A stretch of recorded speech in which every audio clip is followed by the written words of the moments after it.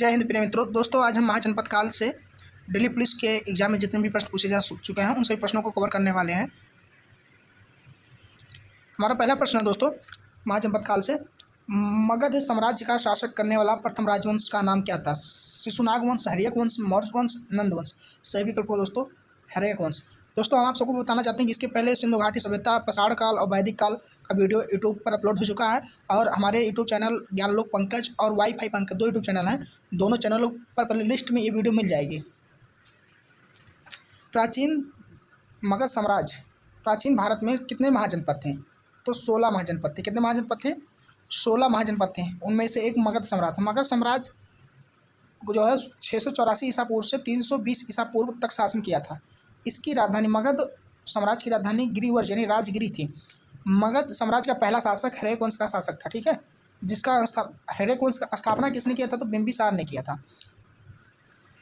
शुरुआत में मगध महाजनपद की राजधानी निम्नलिखित में से कौन सी थी?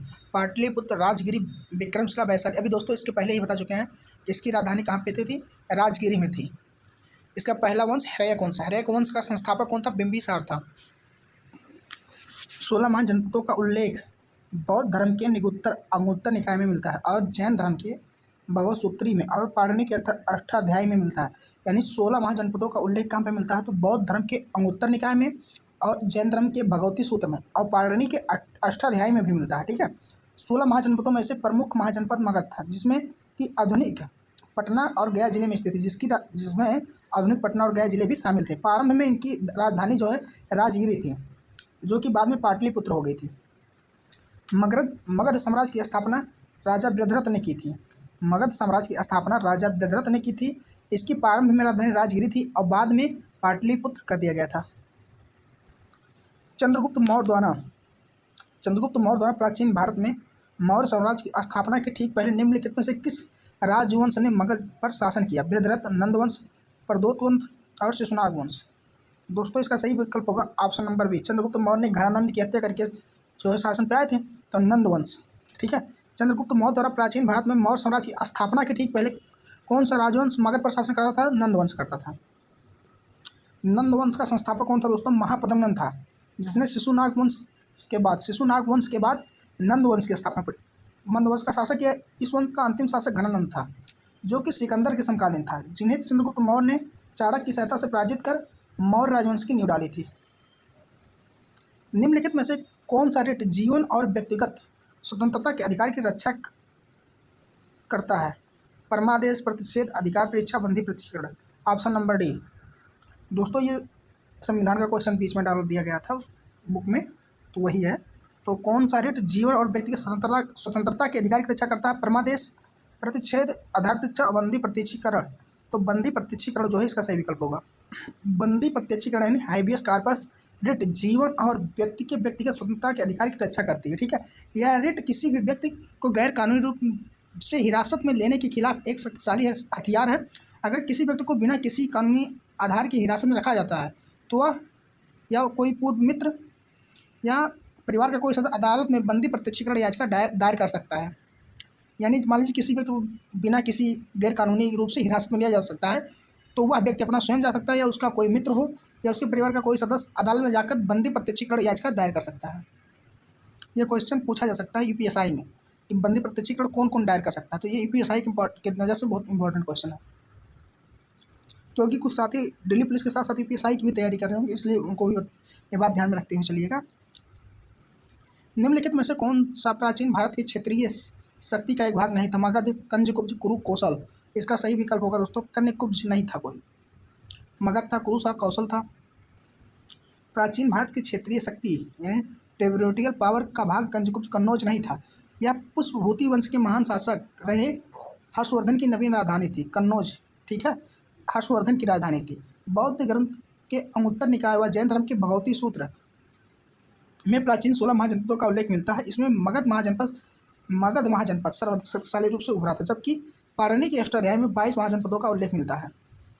एक मिनट यहाँ देखिएगा, बौद्ध धर्म की किस अंगुत्तर निकाय में जो है 16 महाजनपद और जैन धर्म के भगवती सूत्र के अनुसार 16 महाजनपदों का उल्लेख है, और इनमें सर्वाधिक शक्तिशाली कौन था? मगध महाजनपद था। ठीक है, जबकि पाणिनि के अष्टाध्यायी के अनुसार 22 महाजनपदों का उल्लेख मिलता है। ये भी प्रश्न पूछा है कि पाणिनि कि अष्टाध्यायी के अनुसार कितने महाजनपद थे, तो वहाँ 22 ऑप्शन होगा। और नॉर्मली भी पूछता है कितने महाजनपद हैं, तो 16 होगा। निम्नलिखित में से कौन मगध के शक्तिशाली शासकों में से एक था? बिंबिसार, राजा भोज, हर्ष, ड्रेस। इसका सही विकल्प हो दोस्तों बिंबिसार। मगध में सबसे शक्तिशाली राजाओं में से एक था, निम्न में से, तो बिंबिसार था। 16 महाजनपदों में मगध महाजनपद सर्वाधिक शक्तिशाली महाजनपद था।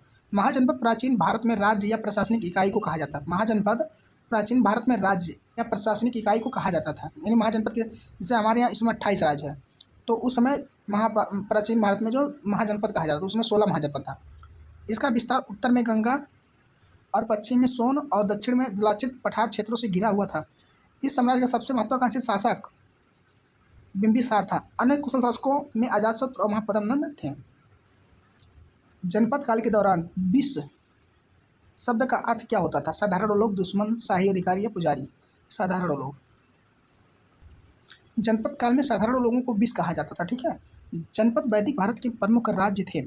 6ठी ईस्वी पूर्व तक लगभग 22 जनपद थे।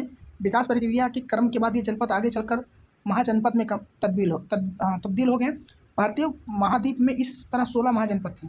इनमें कुछ एकतांत्रिक, कुछ गणतांत्रिक थे, जिनकी जानकारी बौद्ध धर्म के अंगुत्तर निकाय और जैन धर्म के भगवती सूत्र से प्राप्त होता है। महाजनपद युग के दौरान उज्जैन डैश राजधानी थी। कौशल, अवंती, पंचाल, मगध। इसका सही विकल्प हो दोस्तों अवंती। अवंती महाजनपद को 2 भागों में विभाजित था। अवंती महाजनपद 2 भागों में विभाजित था। ठीक है। यह मालवा प्रांत में और उज्जैन, महेशमती के रूप में क्रमशः उत्तरी और दक्षिणी अवंती राजधानी थी। इसके राजा प्रबोध बुद्ध को समकालीन उनकी पुत्री उदयन से किया था। पुत्री का विवाह उदयन से किया था। इसके बाद प्रदोत भगवान बुद्ध के अनुयायी बन गए और इस राज्य बौद्ध धर्म की प्रमुखता से उभरा। मगध में निम्नलिखित में से किसके शासकों में से किसके बारे में कहा जाता है कि उन्होंने वज्जी को हराने के लिए बुद्ध की सलाह लेने के लिए वत्सार नाम के अपने मंत्री को भेजा था? यानी वज्जी को हराने के लिए बुद्ध की सलाह लेने के लिए वत्सार नाम के अपने मंत्री को भेजा था। अजातशत्रु, बिंबिसार, शिशुनाग और बिंदुसार। इसका सही विकल्प दोस्तों अजातशत्रु।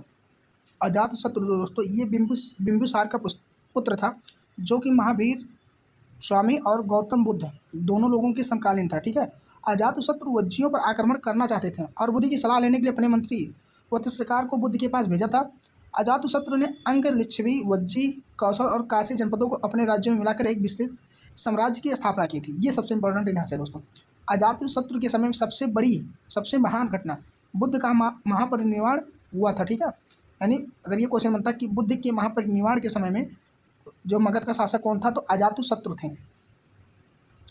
महापद्मनंद डैश साम्राज्य का शासक था। अवंती, वत्स, कौशल, मगध। इसका सही विकल्प दोस्तों मगध के। महापद्मनंद नंद वंश का संस्थापक और मगध साम्राज्य का सबसे शक्तिशाली शासक था। ठीक है। महापद्मनंद ने कई जनपदों को जीतकर एक विशाल साम्राज्य की स्थापना की और केंद्रीय शासन प्रणाली की नींव रखी। इसलिए इसे केंद्रीय शासन पद्धति का जनक भी कहा जाता था। केंद्रीय शासन पद्धति का जनक किसे कहा जाता था? महापद्मनंद को। महापद्मनंद को केंद्रीय शासन पद्धति का जनक कहा जाता था। ठीक है। प्रायः प्राचीन भारत में उपज का 1/6वां हिस्सा कर के रूप में निर्धारित किया गया था, जिसे डैश कहा जाता था। हिस्सा, भाग, खंड, साला। सही विकल्प होगा भाग। 16 जाने माने महाजनपदों में सबसे महत्वपूर्ण महाजनपद कौन था? मगध, कौशल, वत्स, अंग। तो इसका सही विकल्प होगा मगध। सूरसेन महाजनपद की राजधानी कहाँ थी? सूरसेन महाजनपद की राजधानी कहाँ थी? विराटनगर, तक्षशिला, काशी, मथुरा। सही विकल्प होगा दोस्तों मथुरा में। सूरसेन मथुरा के उत्तर पश्चिम में स्थित था। इस महाजनपद की राजधानी मथुरा थी। यहाँ का शासक अवंती पुत्र था, जो महात्मा बुद्ध का शिष्य था। ठीक है। मगध महाजनपद के 2 बहुत ही शक्तिशाली शासक थे, बिंबिसार, अजातशत्रु, वत्सकार। तो इसका सही विकल्प कौन सा होगा दोस्तों? वत्सकार जो है एक मंत्री था। ठीक है। तो इसका पहला और दूसरा दोनों ऑप्शन नंबर सी, पहला और दूसरा सही होगा। ठीक है। हिरण्यक वंश का संस्थापक बिंबिसार महाजनपद का वास्तविक संस्थापक माना जाता है। मगध महाजनपद का वास्तविक संस्थापक बिंबिसार को माना जाता है। बिंबिसार ने अंग महाजनपद को जीतकर अपने साम्राज्य में मिला लिया और वैवाहिक संबंधों के द्वारा अपनी स्थिति मजबूत कर ली। और मगध की प्रारंभिक राजधानी राजगिरी या गिरिवर्ष थी तथा बाद में पाटलिपुत्र को अपनी राजधानी बनाया था। अजातशत्रु मगध का दूसरा शक्तिशाली शासक था। इसने वज्जी संघ और काशी के मगध साम्राज्य में मिलाया। अजातशत्रु के शासनकाल के दौरान बुद्ध को निर्वाण प्राप्त हुआ था। अभी पीछे भी बता दें, अजातशत्रु के शासनकाल के दौरान जो है बुद्ध को महापरिनिर्वाण प्राप्त हुआ था और राजगिरी के सप्तप्रणी गुफाओं में प्रथम बौद्ध संगीति का आयोजन हुआ था, जबकि वत्सकार अजातशत्रु का मंत्री था। अभी बताएं पीछे भी, जो वत्सकार को अजातशत्रु ने बुद्ध के पास सलाह लेने के लिए भेजा था। बिंबिसार निम्नलिखित राजवंशों में से किसके संस्थापक थे? नंदवंश, मौर्य, हर्यक वंश, गुप्त वंश। सही विकल्प होगा दोस्तों हर्यक वंश के। हर्यक वंश का प्रथम शक्तिशाली शासक बिंबिसार था। इसने जो मगध साम्राज्य का वास्तविक संस्थापक भी माना जाता था। इसकी राजधानी गिरिवर्ष पाटलिपुत्र थी। ठीक है। इस वंश का अंतिम शासक उदयन का पुत्र नागदशक था। मतलब हर्यक वंश का अंतिम शासक उदयन का पुत्र नागदशक था। ठीक है दोस्तों, महाजनपद काल से इतने ही प्रश्न पूछे गए थे। इस बुक में इतने प्रश्न दिए गए हैं। अब आगे जैन धर्म, बौद्ध धर्म और पारसी यहूदी धर्म दिया गया है। इसका भी कुछ क्वेश्चन करवाएंगे ताकि अगले वीडियो में कवर हो जाए। भगवान बुद्ध की जयंती को मनाने के लिए कौन सा त्यौहार मनाया जाता है? बैसाख, परिनिर्वाण, कथिना, उल्बाना। इसका सही विकल्प होगा दोस्तों बैसाख। बुद्ध पूर्णिमा को भगवान बुद्ध के जन्म, ज्ञान की प्राप्ति और महापरिवार के उपलक्ष्य में मनाया जाता है। यह दिन बौद्ध धर्म के लोगों के लिए बहुत महत्वपूर्ण होता है।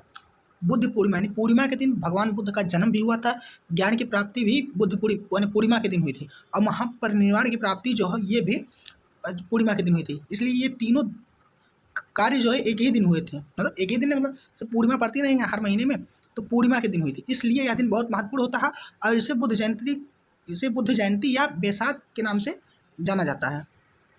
निम्नलिखित में से किस स्थान पर महापरिनिर्वाण बुद्ध के अवशेष मिले हैं? यह वह स्थान है जहाँ पर 6.1 मीटर लंबी शयन मुद्रा में भगवान बुद्ध की प्रतिमा का निर्माण किया गया है। वैशाली, कुशीनगर, बेथीपाड़ा, बोधगया। इसका सही विकल्प दोस्तों कुशीनगर में ही भगवान बुद्ध को महापरिनिर्वाण की प्राप्ति हुई थी। ठीक, महापरिनिर्वाण की प्राप्ति हुई थी। बौद्ध धर्म के संस्थापक गौतम बुद्ध का जन्म 563 ईसा पूर्व कपिलवस्तु के निकट लुम्बिनी नामक ग्राम में हुई थी। ये बहुत इंपॉर्टेंट है दोस्तों। 563 ईस्वी में इनका जन्म हुआ था और इनका देहांत जो है 483 ईस्वी में, जिसे महापरिनिर्वाण कहा जाता है, 483 ईस्वी में, और 80 वर्ष की आयु में कुशीनगर में देहांत हुआ था, जिसे महापरिनिर्वाण के रूप में जाना जाता था। यहाँ पर 6.1 मीटर लंबी शयन मुद्रा में इनकी प्रतिमा का निर्माण किया गया है। निम्नलिखित में से कौन सी कंपनी भारत में नवरत्न या महारत्न कंपनी नहीं है? भारतीय औद्योगिक वित्त निगम, इंडियन ऑयल कॉर्पोरेशन, राष्ट्रीय थर्मल कॉर्पोरेशन, तेल और प्राकृतिक गैस निगम। इसका सही विकल्प होगा ऑप्शन नंबर ए, भारतीय औद्योगिक वित्त निगम। दोस्तों ये बीच बीच में ये प्रश्न आ गए हैं। अभी देखिए पॉलिटी का आया था, अब देखिए रत्न और महारत्न कंपनियों से संबंधित आ गया है। मौर्य काल की जानकारी के स्रोत दीपवंश और महावंश नामक बौद्ध ग्रंथ निम्नलिखित में से किस देश से संबंधित है? भारत, म्यांमार, चीन, श्रीलंका। सही विकल्प होगा दोस्तों श्रीलंका से संबंधित है। मौर्य काल की जानकारी के स्रोत दीपवंश और महावंश नामक बौद्ध ग्रंथ का संबंध श्रीलंका से। दीपवंश, महावंश श्रीलंका और भारत के प्राचीन इतिहास के बारे में जानकारी देने वाली पाली भाषा का ग्रंथ है। यह बौद्ध धर्म का प्राचीनतम ग्रंथ त्रिपिटक पर आधारित है। भगवान महावीर द्वारा निर्वाण प्राप्त करने के उपलक्ष्य में बिहार की पावापुरी में जैन समुदाय द्वारा निम्नलिखित में से कौन सा त्यौहार मनाया जाता है? ज्ञान पंचमी, देव दीपावली, रोड तीज, पर्युषण। इसका सही विकल्प होगा दोस्तों देव दीपावली, जो अभी कुछ दिन पहले ही मनाया गया है। भगवान महावीर ने कार्तिक अमावस्या के दिन बिहार की पावापुरी में निर्वाण प्राप्त किया था। इस अवसर में जैन समुदाय दीप जलाकर महावीर निर्वाण दिवस के रूप में मनाते हैं, जिसे जैन दीपावली या देव दिवाली कहा जाता है। इसे देवों की दीपावली इसलिए कहा जाता है क्योंकि देवताओं ने भगवान महावीर के निर्वाण के उपलक्ष्य में दीप जलाए थे। बौद्ध धर्म के प्रवर्तक गौतम बुद्ध प्राचीन भारत में महाजनपद काल के दौरान निम्नलिखित में से किस गणतांत्रिक राज्य के राजकुमार थे? कुरु, कंबोज, वज्जी, शाक्य। तो सही विकल्प दोस्तों ऑप्शन नंबर डी, शाक्य गणतांत्रिक राज्य था जो महाजनपद था, इनके राजकुमार थे। ठीक है। बौद्ध धर्म के संस्थापक गौतम बुद्ध शाक्य गणराज्य के राजकुमार थे। शाक्य गणराज्य कपिलवस्तु के पास लुम्बिनी में स्थित था। गौतम बुद्ध का जन्म 563 ईसा पूर्व में हुआ था। इनकी माता कौकिल्य वंश से थी। बौद्धों द्वारा निर्मित कनेरी गुफा निम्नलिखित में से किस राज्य में स्थित है? गुजरात, बिहार, महाराष्ट्र, मध्य प्रदेश। सही विकल्प होगा दोस्तों महाराष्ट्र में। कनेरी गुफाएं महाराष्ट्र राज्य के मुंबई में के संजय गांधी राष्ट्रीय उद्यान में स्थित है। एक प्रश्न यहाँ से बना दोस्तों, संजय गांधी राष्ट्रीय उद्यान कहाँ स्थित है? मुंबई में। कनेरी गुफाएं कहाँ स्थित है? महाराष्ट्र में। जो प्राचीन बौद्ध गुफाएं परिसर में से एक है। इन गुफाओं का निर्माण बौद्ध भिक्षुओं द्वारा 2वीं शताब्दी से 6ठी शताब्दी के बीच किया गया था। गुफाओं में चैतन्य स्तूप वाला पूरा कक्ष और विहार भिक्षुओं को रहने के लिए बौद्ध प्रतिमाएं बनी हुई हैं। किस प्रसिद्ध चीनी दार्शनिक और विद्वान ने अपनी शिक्षाओं में नैतिक मूल्यों, पारिवारिक संबंधों और सामाजिक सद्भावना को महत्व पर जोर दिया था? कन्फ्यूशियस। इसका सही विकल्प होगा कन्फ्यूशियस। निम्नलिखित में से कौन सा बौद्ध ग्रंथ बौद्ध भिक्षु नागसेन और इंडो-ग्रीक राजा मिनांडर के मध्य वार्तालाप पर आधारित है? प्रज्ञापारमिता, महावंश, धम्मपद, मिलिंद-पन्हु। इसका सही विकल्प हो दोस्तों मिलिंद-पन्हु। मिलिंद-पन्हु बौद्ध धर्म के एक महत्वपूर्ण ग्रंथ है। ठीक है, यह दार्शनिक संवाद है जो भारत और यूनानी राजा मिनांडर और बौद्ध भिक्षु नागसेन के बीच हुई थी। यानी जो यूनानी राजा मिनांडर थे, ये बौद्ध भिक्षुक से प्रश्न पूछते थे, तो उन्होंने जो प्रश्न पूछा और जो उनका उत्तर दिया, बस वही लिखा गया इसमें। यह पाली भाषा में लिखा गया था। मिलिंद-पन्हु की रचना 2री शताब्दी ईसा पूर्व में हुई थी। मिलिंद-पन्हु नागसेन और मिलिंद के बीच हुई संवाद का एक संग्रह है। मिनांडर को बौद्ध धर्म में किसने परिवर्तित किया? नागसेन, बुद्धघोष, अश्वघोष, भद्रबाहु। इसका सही विकल्प दोस्तों नागसेन ने। मिनांडर एक इंडो-ग्रीक शासक था जिसने नागसेन नामक बौद्ध भिक्षुक से प्रभावित होकर बौद्ध धर्म अपनाया था। यह घटना बौद्ध धर्म के प्रचार प्रसार में महत्व मानी जाती थी। मिलिंद-पन्हु नामक ग्रंथ में नागसेन और मिनांडर के बीच हुए संवादों का उल्लेख मिलता है। 6ठी शताब्दी ईसा पूर्व के दौरान श्रवण परंपरा भाग के रूप में गंगा घाटी में निम्नलिखित में से कौन सा नया धार्मिक और सामाजिक आंदोलन शुरू हुआ था? इस्लाम, ईसाई धर्म, बौद्ध धर्म, सूफीवाद। इसका सही विकल्प हो दोस्तों बौद्ध धर्म। 6ठी शताब्दी ईसा पूर्व के दौरान श्रवण परंपरा के भाग के रूप में गंगा की घाटी में कौन सा नया धार्मिक और सामाजिक आंदोलन शुरू हुआ था? बौद्ध धर्म शुरू हुआ था। 6ठी ईसा पूर्व के दौरान श्रवण परंपरा के भाग में गंगा घाटी में बौद्ध धर्म नामक धार्मिक और सामाजिक आंदोलन शुरू हुआ था। इस धर्म के संस्थापक गौतम बुद्ध थे। इन्हें एशिया का ज्योतिपुंज कहा जाता था। बहुत इंपॉर्टेंट क्वेश्चन है दोस्तों, इसका हम कलर बता देते हैं। देखिए, एशिया का ज्योतिपुंज किन्हें कहा जाता है? तो एशिया का ज्योतिपुंज इन्हें कहा था गौतम बुद्ध को। हार्मिका। निम्नलिखित में से किस प्रकार का वास्तुकला की एक महत्वपूर्ण स्थापत्य विशेषता? मस्जिद, गिरजाघर, मंदिर, स्तूप। इसका सही विकल्प दोस्तों स्तूप का। बौद्ध वास्तुकला में हार्मिका एक बालकनी जैसी संरचना होती है जो स्तूप के ऊपर स्थित होती है और देवताओं के निवास का प्रतीक माना जाता था।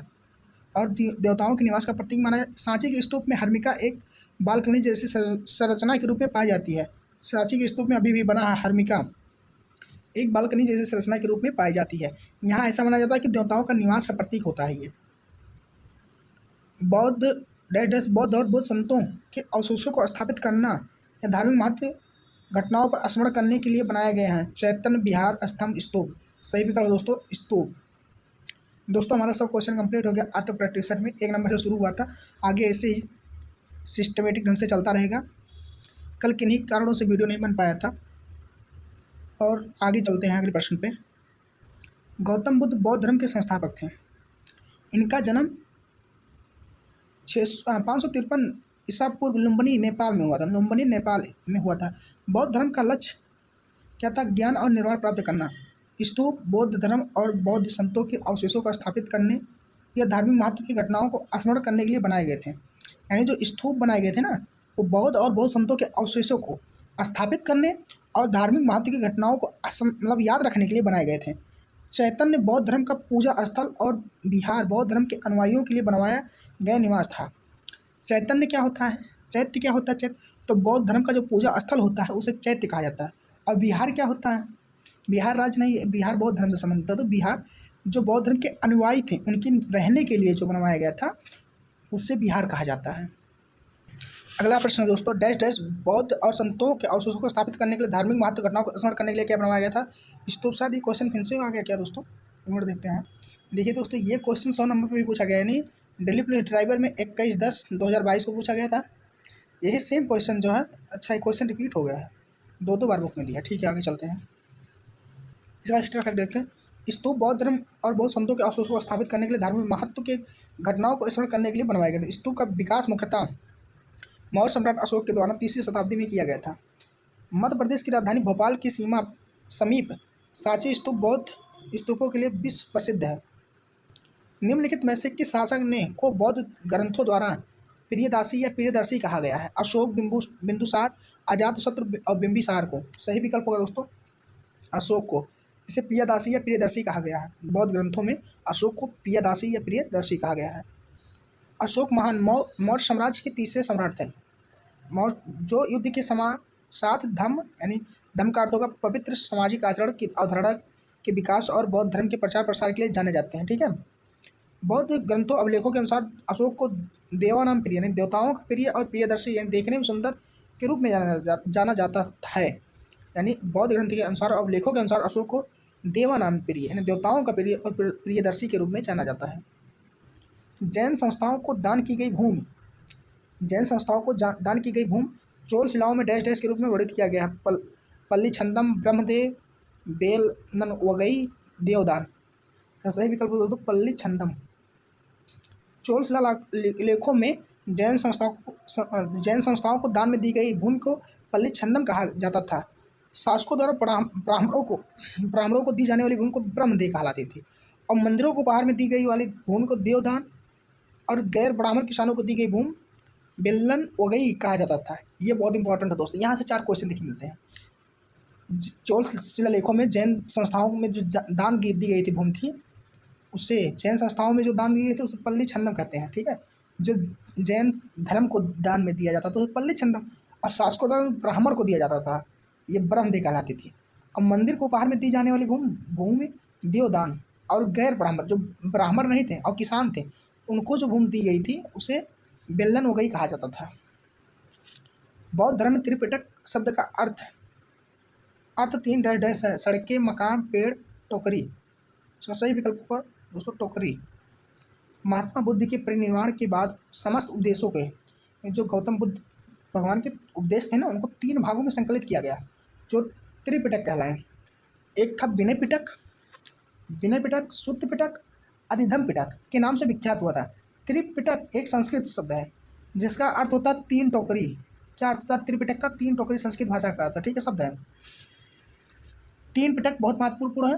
विनय पिटक, शुद्ध पिटक, अधिधम पिटक।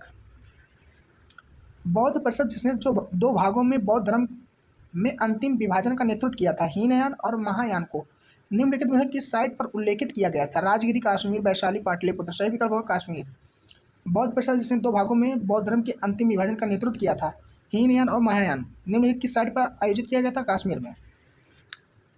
चतुर्थ बौद्ध संगीति का आयोजन कश्मीर के कुंडलवन में कनिष्क के शासनकाल के दौरान आयोजित किया गया था। इस संगीति का अध्यक्षता सुमित्र और उपाध्यक्ष अश्वघोष ने किया था। अश्वघोष कनिष्क का जो है राजकवि था। चतुर्थ बौद्ध संगीति के दौरान बौद्ध धर्म 2 भागों में विभाजित हो गया, हीनयान और महायान। ठीक है। हीनयान ने महात्मा बुद्ध का एक साधारण व्यक्ति माना जबकि महायान ने महात्मा बुद्ध को ईश्वर माना। यानी चतुर्थ बौद्ध संगीति जब हुई थी तो बौद्ध धर्म 2 भागों में विभाजित हो गया, एक हीनयान और एक महायान। हीन मतलब दीनहीन जैसे सोचिए, तो उन्होंने साधारण व्यक्ति माना। और महायान ने महात्मा बुद्ध को भगवान की उपाधि मानी, उन्हें ईश्वर माना। ठीक है। निम्नलिखित में से कौन सा एक शैव संप्रदाय नहीं है? पंचरात्र, कंपालिक, वीरशैव, पशुपति। सही विकल्प होगा दोस्तों पंचरात्र। पंचरात्र वैष्णव समुदाय के आगम ग्रंथ है। 3री शताब्दी में पंचरात्र की जड़ें एक ऋषि नारायण के विचारों के आसपास एक धार्मिक आंदोलन के रूप में है जो विष्णु के अवतार हैं। पंचरात्र का सर्वप्रथम प्रयोग वैदिक ग्रंथ तैत्तिरीय संहिता में मिलता है। कंपलिक, वीरशैव और पशुपत संप्रदाय शैव संप्रदाय से संबंधित है। अब पंचरात्र जो है वैष्णव संप्रदाय से संबंधित है। निम्नलिखित में से कौन सा जैन धर्म का एक संप्रदाय है? हीनयान, दिगंबर, लिंगायत, वज्रयायन। इसका सही विकल्प हो दोस्तों दिगंबर। जैन धर्म 2 भागों में बटा था, एक दिगंबर था और एक श्वेतांबर था। और ये बौद्ध धर्म दीनयान और महायान में बटा था। हीनयान वाले भगवान गौतम बुद्ध को साधारण व्यक्ति मानते थे और महायान वाले भगवान गौतम बुद्ध को ईश्वर मानते थे। जैन धर्म एक प्राचीन धर्म है जिनकी उत्पत्ति लोकप्रियता 6ठी शताब्दी ईसा पूर्व में से आया था। इस धर्म में कुल 24 तीर्थंकर शिक्षक हुए, गुरु हुए, जिनमें 24वें अंतिम तीर्थंकर भगवान महावीर थे जिनका प्रतीक सिंह था। जैन धर्म को 2 संप्रदायों में विभाजित किया गया था, दिगंबर और श्वेतांबर। दिगंबर संप्रदाय के प्रतिपादक भाद्रभाव थे जिसने समस्त साधु पूर्णता नग्नता पर विश्वास करते थे। ये दिशाओं को दिगंबर जो थे, दिगंबर वाले जैन धर्म के, ये दिशाओं को अपना वस्त्र मानते थे। और श्वेतांबर संप्रदाय के प्रतिपादक स्थूलभद्र थे जिनमें साधु सफेद वस्त्र धारण करते हैं। स्थूलभद्र थे श्वेतांबर संप्रदाय के अनुवाद प्रतिपादक स्थूलभद्र और दिगंबर से दिगंबर की कौन थे, भद्रभाहु, ठीक है। इन्होंने दिशाओं को वस्त्र बना, और श्वेतांबर श्वेत मतलब सफ़ेद वस्त्र, तो इन्होंने सफ़ेद वस्त्र धारण करते थे। अष्टांगिक माने 8 प्रकार के पथ का तत्व ज्ञान निम्नलिखित में किसके द्वारा प्रतिपादित किया गया था? शंकराचार्य, गौतम बुद्ध, रामानुज, महावीर स्वामी। सही विकल्प होगा दोस्तों गौतम बुद्ध। अष्टांगिक मार्ग भगवान बुद्ध की प्रमुख शिक्षाओं में से एक है। दुखों से मुक्ति पाने वाले यौन तत्व ज्ञान के साधन के रूप में बताया गया। अष्टांगिक का अर्थ होता है 8 अंगों वाला। अष्टांगिक का अर्थ होता है 8 अंगों वाला। ये अष्टांगिक मार्ग 3 भागों में सम्यक प्रज्ञा, सम्यकशील, सम्यक समाधि के अंतर्गत आते हैं। बुद्ध के अष्टांगिक मार्ग को 8 मार्ग सम्यक दृष्टि, सम्यक संकल्प, सम्यक वाक, सम्यक कर्म, सम्यक आजीविका, सम्यक प्रयास, सम्यक स्मृति और सम्यक समाधि है, ठीक है। धर्मचक्र प्रवर्तन नामक बौद्ध धर्म आयोजित निम्नलिखित में किस स्थान पर किया गया था? धर्मचक्र प्रवर्तन नामक बौद्ध आयोजन निम्नलिखित में किस स्थान पर किया गया था? बोध गया, लुम्बिनी, सारनाथ, कुशीनगर। सही विकल्प होगा दोस्तों सारनाथ में। भगवान बुद्ध ने अपना पहला उपदेश सारनाथ में दिया था। ज्ञान प्राप्ति करने के बाद भगवान बुद्ध ने सारनाथ गए। ज्ञान प्राप्ति के बाद सबसे पहले भगवान बुद्ध सारनाथ गए थे और उन्होंने 5 ब्राह्मण सन्यासियों को अपना प्रथम उपदेश दिया था, जिसे बौद्ध धर्म ग्रंथों में धर्मचक्र प्रवर्तन के नाम से जाना जाता है। भगवान बुद्ध के बचपन का नाम सिद्धार्थ था। उनका जन्म लुम्बिनी में 563 ईस्वी में इच्छुक वंशीय क्षत्रिय शाकुल वंश के राजा शुद्धोधन के घर में हुआ था। निम्नलिखित में से कौन सा विशेषता बौद्ध धर्म को जैन धर्म से अलग करती है? सत्कार्यों में विश्वास, जीवित प्राणियों पर अहिंसा, वेदों की सत्ता की अस्वीकृता, आचरण और आत्मनिर्माण का चरम स्वरूप। इसका सही विकल्प हो दोस्तों ऑप्शन नंबर डी, आचरण और आत्मनिर्माण का चरम स्वरूप, ठीक है। बौद्ध धर्म गौतम बुद्ध के जीवन और शिक्षाओं पर केंद्रित है, जबकि जैन धर्म महावीर के जीवन और शिक्षाओं पर आधारित है। बौद्ध धर्म जो है गौतम बुद्ध के जीवन और शिक्षाओं पर आधारित है। जैन धर्म महावीर स्वामी के जीवन और शिक्षाओं पर केंद्रित है। दोनों धर्म में बहुत सी मूलभूत बातें समान हैं और दोनों धर्म की शब्दावली और नैतिक सिद्धांत समान है, परंतु यहाँ तो ठीक है। प्रसिद्ध जैन विचारक वर्धमान महावीर का जन्म निम्नलिखित में से किस शताब्दी में हुआ था? 25, चौथी, छठी, तीसरी। सही विकल्प होगा 6ठी शताब्दी में हुआ था। प्रसिद्ध जैन विचारक वर्धमान महावीर स्वामी का जन्म 6ठी शताब्दी में वैशाली के कुंड ग्राम में हुआ था। इनके पिता का नाम सिद्धार्थ और माता का नाम त्रिशला था। 30 वर्ष की आयु में महावीर स्वामी ने अपने बड़े भाई नंदीवर्धन की अनुमति लेकर गिरि त्याग कर दिया। इन्होंने अपना पहला उपदेश राजगिरी में के निकट बिचुलाचल पहाड़ी पर दिया था। जैन धर्म के विचारक वर्तमान, ठीक है। पारसनाथ डैश जैन तीर्थंकर थे। 10वें, 23वें, 24वें। प्रथम ये 23वें थे, ठीक। पहले कौन थे? ऋषभदेव थे, आदिदेव ऋषभदेव, आदि शंकर ऋषभदेव थे। 24वें तीर्थंकर महावीर स्वामी थे।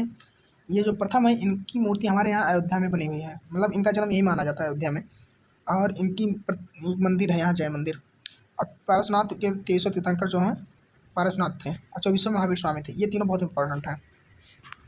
जैन धर्म के 23वें तीर्थंकर पारसनाथ थे। जैन धर्म में कुल 24 तीर्थंकर हुए थे। पारसनाथ का जन्म उत्तर प्रदेश के वाराणसी जिले में हुआ था। इनका चिन्ह सर्प था। इसके प्रथम तीर्थंकर ऋषभदेव, जबकि अंतिम तीर्थंकर जो है महावीर स्वामी थे। बुद्ध का जन्म स्थल एक प्राकृतिक कुंज था। उसे किस नाम से जाना जाता था? लुम्बिनी, पावापुरी, उज्जैन, कुशीनगर। इसका सही विकल्प हो दोस्तों लुम्बिनी में। बुद्ध का जन्म लुम्बिनी में हुआ था, जो कि प्राकृतिक कुंज था। यह नेपाल की कपिलवस्तु में स्थित। इसे यूनेस्को के द्वारा विश्व विरासत सूची में शामिल किया गया। बुद्ध को कुशीनगर में महापरिनिर्वाण की प्राप्ति हुई थी। उल्लेखनीय है कि पावापुरी में जैन के 24वें तीर्थंकर महावीर स्वामी को मोक्ष की प्राप्ति हुई थी। तो महावीर स्वामी को मोक्ष की प्राप्ति कहाँ पे हुई थी? पावापुरी में। कश्मीर में चतुर्थ बौद्ध परिषद का आयोजन यानी बौद्ध संगीति का आयोजन निम्नलिखित में किसके द्वारा किया गया था? सही विकल्प होगा दोस्तों कनिष्क के द्वारा। कुषाण वंश का संस्थापक कनिष्क के शासनकाल में चतुर्थ और अंतिम बौद्ध संगीति का आयोजन हुआ था। प्रथम संगीति कश्मीर के कुंडल वन में आयोजित हुआ था। प्रथम कहाँ हुआ था? कश्मीर के कुंडल वन में। इस संगीति के अध्यक्ष वासुमित्र और उपाध्यक्ष अश्वघोष थे। इसी में बौद्ध धर्म हीनयान और महायान 2 संप्रदाय में विभाजित हुआ था। यानी पहले ही बौद्ध संगीति में जो है बौद्ध धर्म 2 भागों में विभाजित हुआ था। पहला कहाँ हुआ था? कश्मीर के कुंडल वन ग्राम में। निम्नलिखित में से कौन सा युग्म सुमेलित है? बौद्ध चतुर्थ बौद्ध संगीति राजगिरी, द्वितीय विराटनगर, प्रथम कश्मीर, तृतीय पाटलिपुत्र। इसका सही विकल्प होगा दोस्तों तृतीय बौद्ध संगीति जो होती है पाटलिपुत्र में हुई थी। दोस्तों ये चार्ट बहुत इंपॉर्टेंट है, आप सब स्क्रीनशॉट लेकर रख लीजिए एक बार। प्रथम बौद्ध संगीति 483 ईसा पूर्व में राजगिरी में हुई थी इसके शासनकाल में अजातशत्रु के शासनकाल में। द्वितीय वैशाली में हुई थी इसके काल अशोक के शासनकाल में। तृतीय पाटलिपुत्र में हुई थी अशोक के शासनकाल में। चतुर्थ कुंडलवन में कनिष्क के शासनकाल में। इसका एक ट्रिक होता है ए के, ठीक है। निम्नलिखित में से किसने अपने अधिकांश उपदेश गिरधकूट में दिए? गुरु नानक, गौतम बुद्ध, रामकृष्ण परमहंस, महावीर स्वामी। सही विकल्प होगा दोस्तों गौतम बुद्ध है, ठीक है। गिरधकूट जिसे पाली भाषा में गिज्झकूट कहा जाता है, यह बिहार राज्य के नालंदा जिले में राजगीर पहाड़ियों के पास स्थित पहाड़ी है। महात्मा बुद्ध ने अपने अधिकांश उपदेश दिए। महात्मा बुद्ध ने अपना पहला उपदेश बनारस के पास स्थित सारनाथ में दिया था, ठीक है। पहला उपदेश सारनाथ में महात्मा बुद्ध ने। हर्ष के शासनकाल के दौरान कन्नौज सभा निम्नलिखित संप्रदायों के सिद्धांतों का प्रचार करने के लिए आयोजित किया गया था। हीनयान, महायान, श्वेतांबर, इनमें से कोई नहीं। सही विकल्प होगा महायान। हर्षवर्धन बौद्ध धर्म के महायान मतानुयायी सम्राट थे। इनके समय में 663 ईस्वी में कन्नौज में सभा हुई जिसका उद्देश्य महायान धर्म का प्रसार करना था। इस सभा में हेंगसांग भी भाग लिया था। हर्षवर्धन एक सही सम्राट था जो कि सभी धर्मों का आदर करता था, ठीक है। मठ कहाँ है? इसका सही विकल्प होगा दोस्तों लद्दाख में। थिसेक्स मठ प्रसिद्ध बौद्ध मठ है जो कि लद्दाख के लेह शहर के पूरब में थिसेक्स गांव में स्थित है। इसे भारत का छोटा पोतला भी कहा जाता है, ठीक है।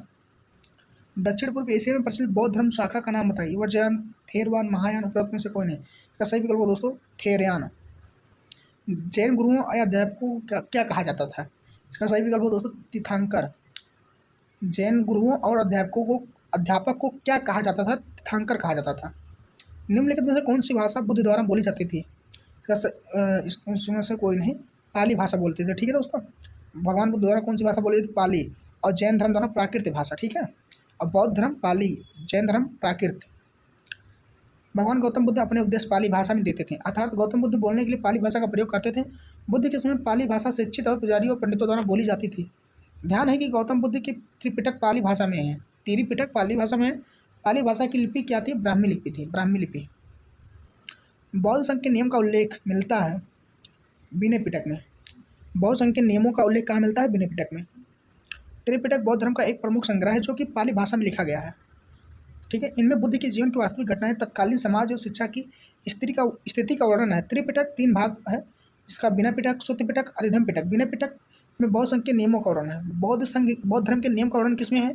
विनय पिटक में है। सुत्त पिटक में बौद्ध के उपदेशों का वर्णन, भगवान बुद्ध के उपदेशों का वर्णन किसमें? सुत्त पिटक में है। और अधिधम्म पिटक में बौद्ध दर्शन का वर्णन मिलता है। बौद्धों का प्रार्थना कक्ष कहलाता है चैत्य कहलाता है। पिछली क्लास में भी बता चुके हैं। चैत्य मुख्य रूप से बौद्ध धर्म एवं जैन धर्म से संबंधित थे। इनका उपयोग मंदिर की तरह पूजा अर्चना और धार्मिक स्थल के तौर पर किया जाता है। साधारण शब्द में बौद्ध भिक्षुओं के प्रार्थना कक्ष को चैत्य कहा जाता है और जैन धर्म एवं बौद्ध धर्म के अस्थायी आश्रम निवास को विहार कहा जाता था। जैन धर्म और बौद्ध धर्म के अस्थायी जो अनुयायी थे उनके निवास को विहार कहा जाता था। श्वेतांबर और दिगंबर संप्रदाय किससे संबंधित है? जैन धर्म से संबंधित है। जैन धर्म की 2 मुख्य शाखाएं दिगंबर, श्वेतांबर है। दिगंबर संत वस्त्र धारण नहीं करते थे, श्वेतांबर संत श्वेत वस्त्र धारण करते थे। जैन धर्म श्वेतांबर और दिगंबर में चंद्रगुप्त मौर्य के शासनकाल में विभाजित हुआ था। जैन धर्म का विभाजन चंद्रगुप्त मौर्य के शासनकाल में हुआ था, दिगंबर और श्वेतांबर में जो, ठीक। श्वेतांबर का नेतृत्व स्थूलभद्र ने किया था, ठीक है। और दिगंबर का नेतृत्व भद्रबाहु ने किया था। प्रथम जैन संगीति के आयोजन के दौरान पाटलिपुत्र में किया गया था। प्राचीन भारत में जैन धर्म मुख्य रूप से समर्थित था किसानों, व्यापारियों, कुम्हारों और कारागारों। सही विकल्प होगा दोस्तों व्यापारियों। प्राचीन भारत में जैन धर्म मुख्य रूप से व्यापारियों द्वारा समर्थित था, ठीक है। जैन धर्म के वास्तविक संस्थापक महावीर स्वामी को माना जाता है। ये बहुत इंपॉर्टेंट क्वेश्चन है दोस्तों। संस्थापक तो ऋषभदेव थे लेकिन वास्तविक संस्थापक जो है महावीर स्वामी को माना जाता था, जो 24वें तीर्थंकर थे। प्राचीन भारत में जैन धर्म मुख्यतः व्यापारियों द्वारा समर्पित था। जैन धर्म को मानने वाले राजा उदयन, चंद्रगुप्त मौर्य, खारवेल आदि थे। जैन धर्म के प्रथम तीर्थंकर ऋषभदेव माने जाते हैं, जबकि महावीर स्वामी 24वें अंतिम तीर्थंकर थे। कुल कितने तीर्थंकर थे? 24। 23वें पारसनाथ। वर्धमान महावीर लिच्छवी वंश के राजकुमार थे जो डैश संघ का समूह है, वज्जी संघ का समूह है। दोस्तों समय बचाने के लिए हमने चारों ऑप्शन नहीं पढ़ रहे हैं, केवल सही विकल्प ही पढ़ रहे हैं, ठीक है। और इसमें आप लोगों को सुनने पर याद भी होगा, डाउट भी नहीं होगा। वर्धमान महावीर लिच्छवी वंश के राजकुमार थे, जो कि संघ के समूह थे वज्जी वंश के, वज्जी संघ के। महावीर स्वामी का जन्म वैशाली के निकट कुंड ग्राम यानी वज्जी संघ का गणराज्य के ज्ञात्री कुल के प्रधान सिद्धार्थ के यहाँ 540 ईस्वी में हुआ था। इनकी माता का नाम तिरसला और पत्नी का नाम यशोदा था। महावीर स्वामी जैन धर्म के 24वें तीर्थंकर और जैन धर्म के वास्तविक संस्थापक माने जाते हैं। जैन तथा बौद्ध धर्म के समय कितने आश्रमों को मान्यता प्राप्त थी? 4 आश्रम को मान्यता प्राप्त थी। जैन तथा बौद्ध धर्म के समय में 4 आश्रमों को मान्यता प्राप्त थी। जैन संस्थापक महावीर स्वामी व बौद्ध धर्म के संस्थापक गौतम बुद्ध थे। जैन धर्म के वास्तविक संस्थापक, ठीक है, महावीर स्वामी थे। बौद्ध धर्म के संस्थापक गौतम बुद्ध थे। ब्रह्म आश्रम, गृह आश्रम, वनप्रस्थ और संन्यास। पहला आश्रम जो है ब्रह्म आश्रम है, यह पहला चरण है जो कि जन्म से लेकर 25 वर्षों तक रहता था। इस अवस्था में व्यक्ति विद्यार्थी जीवन में ब्रह्मचर्य का पालन करता था। गृहस्थ आश्रम, इस समय मनुष्य को अपने सामाजिक व पारिवारिक जीवन पर ध्यान देने की आवश्यकता थी। यह चरण 25 वर्ष से 50 साल तक था, यानी गृहस्थ जीवन, ठीक है। तीसरा है वनप्रस्थ, यह आंशिक त्याग का कदम है। यह अवस्था 50 वर्ष से 75 वर्ष तक था। चौथा है संन्यास आश्रम, यह मनुष्य के जीवन में अंतिम चरण है। यह अवस्था 75 से 100 वर्ष तक था।